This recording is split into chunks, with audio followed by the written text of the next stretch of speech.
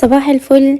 من اكتر الوصفات اللي حلوة جدا في الشتاء وبتدفي كمان البليلة. هنعمل النهاردة البليل الكريمي، بجد تحفة قوي، حرفيا كان طعمها جنان. قبل ما نبدأ بس لايك وشير وسبسكرايب للقناة.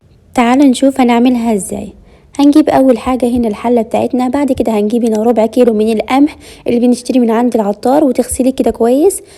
بعد كده هتحطي هنا 2 لتر من المية. طبعا هتعملي الخطوة دي من بالليل علشان حبات القمح تفشر معاكي وما تاخدش وقت معاكي في السوا. كده تمام. انا خلاص كده نزلت 2 لتر من المية. بعد كده هنحطها على البوتاجاز لحد تغلي معانا لمدة 10 دقايق. شايفين طبعا الخطوات دي من بالليل غليتها لمدة 10 دقايق وهنسيبها لتاني يوم الصبح.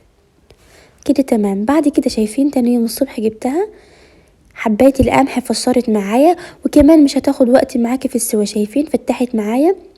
بعد كده هنحطها على النار وهنزود المية وهنسيبها لحد ما تستوي. هنحط لها معلقة صغيرة من الملح. الملح هنا بيعمل معادلة مع السكر، وهنغطيها وهنسيبها لحد ما تستوي براحتها. بعد ما استوت معايا شايفين طبعا انا زودت المية، لما تقلل معايا المية بزود لها. شايفين استوت معايا تماما. كده خلاص جاهزة معانا. هنكمل بقى الخطوات بتاعتنا. هنجيب هنا فنجان من اللبن البودرة، لو عندك اللبن السائل تستخدميه. هتشيلي شوية من المية وتستخدميه بدل السائل. هتقلبيهم.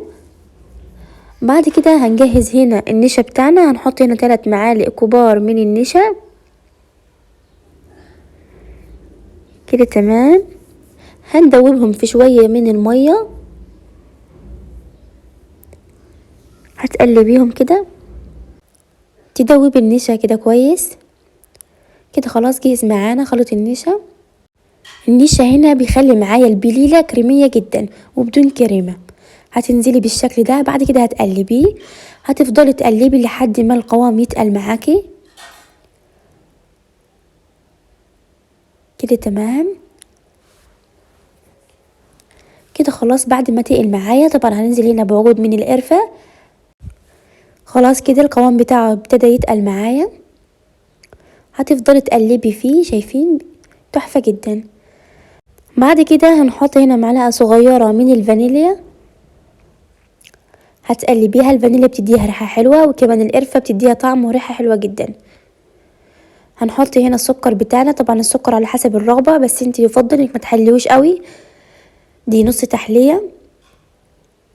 كده تمام جهزت معانا. كده خلاص هنطفي عليها وهنقدمها. هنجيب هنا الاطباق بتاعتنا او الكاسات.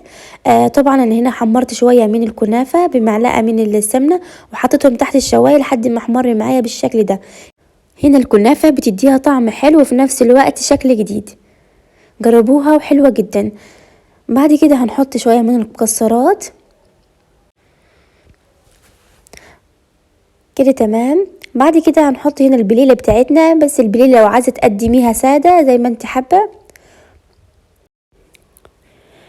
وبعد كده هنحط طبقة من الكنافة متحمصة، هتوزعيها بالشكل ده. كده تمام. هتحطي مكسرات على الوش. بعد كده هنحط كمان قطعة من القشطة بتديها طعم حلو جدا.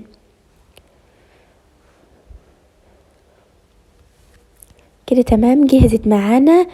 تقدميها في الفطار او في العشاء او سناك بين الوجبات، بجد حلوة جدا.